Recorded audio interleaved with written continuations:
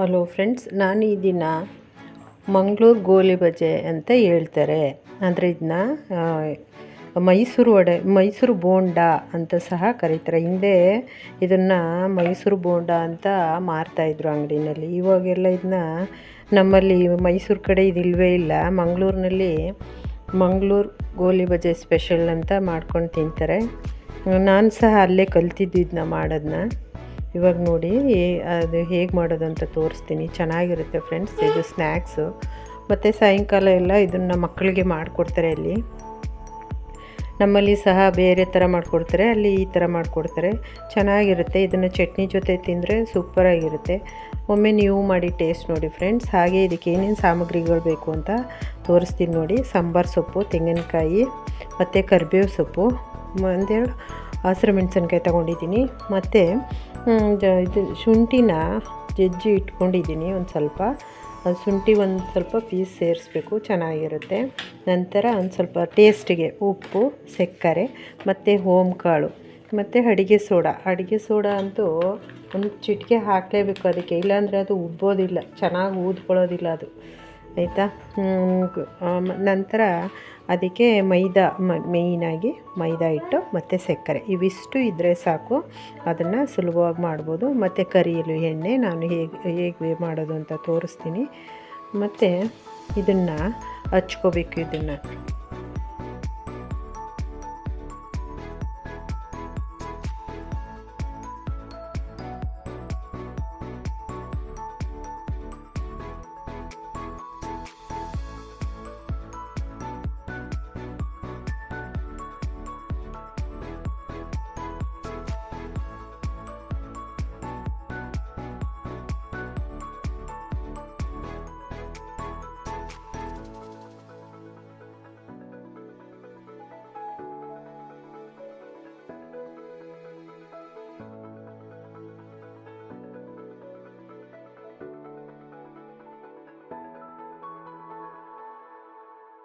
ಇದು ಸಾಂಬಾರು ಸೊಪ್ಪು, ತೆಂಗಿನಕಾಯಿ ಪೀಸು ಸ್ಮಾಲು ಹಾಕಿದ್ರೂ ನಡೆಯುತ್ತೆ, ಹಾಕ್ತಿದ್ರೂ ನಡೆಯುತ್ತೆ. ಹಾಕಿ ಚೆನ್ನಾಗಿರುತ್ತೆ, ಮಧ್ಯೆ ಸಿಕ್ಕುತ್ತೆ ತಿನ್ನಲಿಕ್ಕೆ.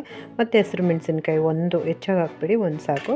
ನಂತರ ಇದು ಕರಿಬೇವು ಸೊಪ್ಪು, ಇದಿಷ್ಟನ್ನು ಸಹ ಹಚ್ಕೊಂಡೆ. ನಂತರ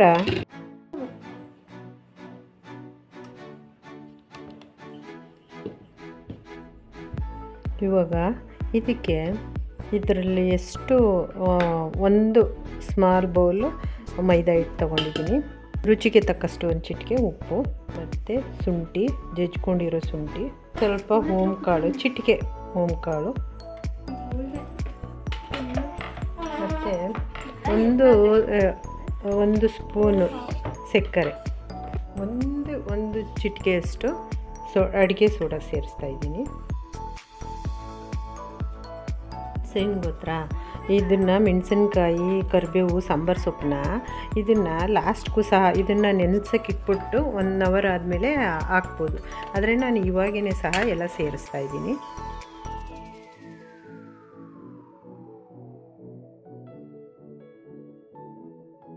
ಒಂದು ಬೌಲು ಅದು ಎಷ್ಟು ಹಿಟ್ಟು ತೊಗೊಂಡಿದ್ದೆ ಮೈದಾ ಹಿಟ್ಟನ್ನು ಅಷ್ಟನ್ನೇ ಮೊಸರನ್ನು ಸೇರಿಸ್ತಾ ಇದ್ದೀನಿ.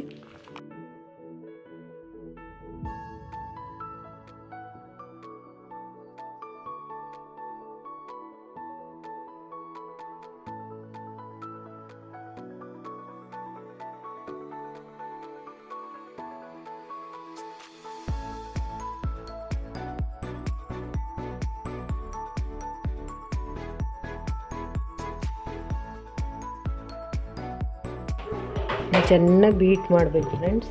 ನೋಡಿ, ಒಂಥರ ಸೂಪರಾಗಿ ಬೆಣ್ಣೆ ಥರ ಬರುತ್ತೆ. ಹಿಂಗೆ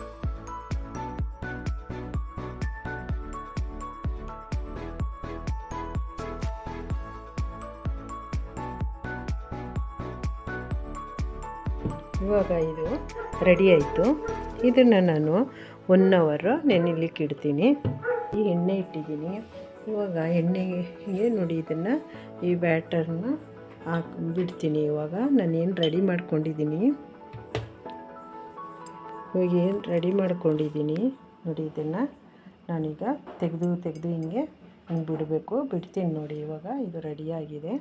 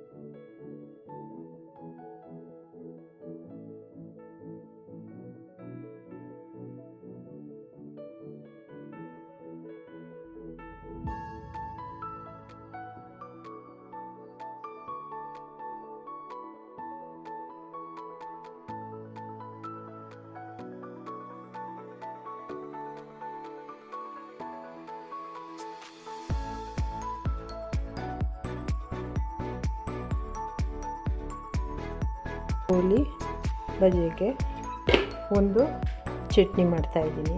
ಚಟ್ನಿ ಬೇಕೇ ಬೇಕು. ಅದಕ್ಕೆ ಕಾಯಿ ಪೀಸ್ಗಳು, 2 ಮೆಣಸಿನ್ಕಾಯಿ ಹಾಕ್ತಾಯಿದ್ದೀನಿ, ಬೆಳ್ಳುಳ್ಳಿ ಹಾಕ್ತಾಯಿದ್ದೀನಿ,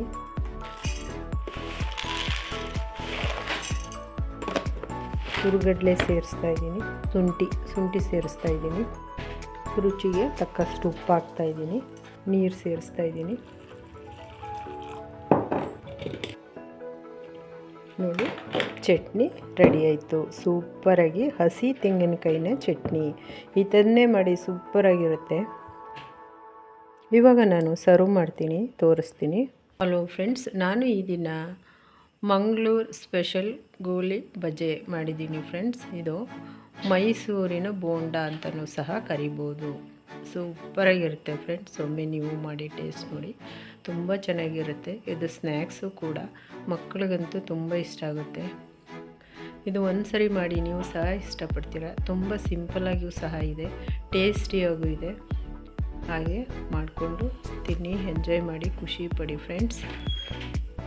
ತುಂಬ ಚೆನ್ನಾಗಿರುತ್ತೆ, ನೆಗ್ಲೆಕ್ಟ್ ಮಾಡಬೇಡಿ. ಒಂದು ಸರಿ ಮಾಡಿ ಟೇಸ್ಟ್ ನೋಡಿ. ಹಾಗೆ ಲೈಕ್ ಮಾಡಿ, ಶೇರ್ ಮಾಡಿ, ಕಮೆಂಟ್ಸ್ ಮಾಡಿ, ಸಪೋರ್ಟ್ ಮಾಡಿ, ಸಬ್ಸ್ಕ್ರೈಬ್ ಮಾಡಿ ಫ್ರೆಂಡ್ಸ್.